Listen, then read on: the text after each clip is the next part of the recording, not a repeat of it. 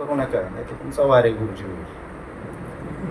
ज्याला सकारात्मकता आणण्यासाठी आपण आपलं आयुष्य वाहतो आणि आपल्याच नावाने जर निगेटिव्हिटी सुरू झालेली, याला उत्तर कसं द्यायचं? याला उत्तर भाषणबाजी करून गाठीबिठी घेऊन त्यांना समजावून सांगून होणार नाही.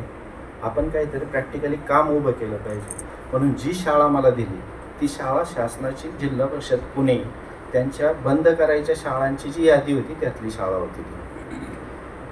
दादांनी उल्लेख केला की बंद करण्याचा जो काही एक उद्देश असतो कोणाचा, तो जगाचा असो, देशाचा असो, राज्याचा असो, प्रशासनाचा असो, व्यवस्थेचा असो, पण बंद होणार का नाही होणार हे आपल्यावर अवलंबून असतं.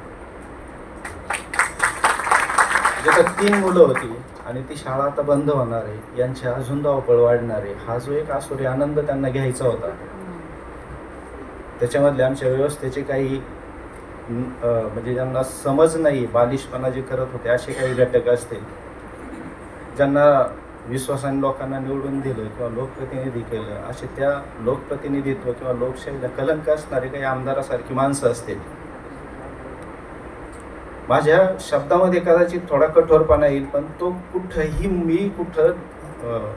मला कुठंतरी त्रास झाला म्हणून येणार नाही. माझ्या समोरची जी मुलं होती किंवा आम्ही ज्या व्यवस्था उभ्या केल्या होत्या त्याला कुठेतरी ठेस पोचली गेली आणि त्या मुलांचं कुठेतरी नुकसान झाले म्हणून तो कठोरपणा माझ्या शब्दात येईल.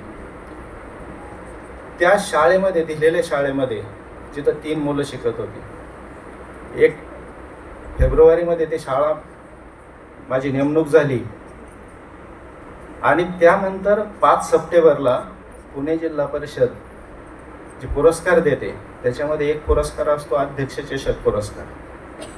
ज्या 4,500 शाळा आहेत तिथं, त्या 4,500 शाळांमध्ये सर्वोत्तम जी शाळा असते त्याचं गुणांकन असते 200 गुणांचं. त्याच्यामध्ये विद्यार्थी गुणवत्ता, लोकसहभाग, इन्फ्रास्ट्रक्चर आणि तुमचे उपक्रम, ह्या सगळ्याचं एकत्रित मूल्यांकन असतं आणि त्यानंतर सर्वोत्तम शाळा म्हणून तिला अध्यक्ष चषक हा मानाचा पुरस्कार दिला जातो. फेब्रुवारीमध्ये काम सुरू केलं, तिथं गेलो, ती लोक वाट पाहत होती. त्या माळ रानाने ज्यावेळेस चाललो होतो, एक वेळ असंही मनात आलं होतं आणि ज्यावेळेस आपल्या मनात द्वंद्व चालू असतं त्यावेळेस आपण देवाशी भांडत असतो.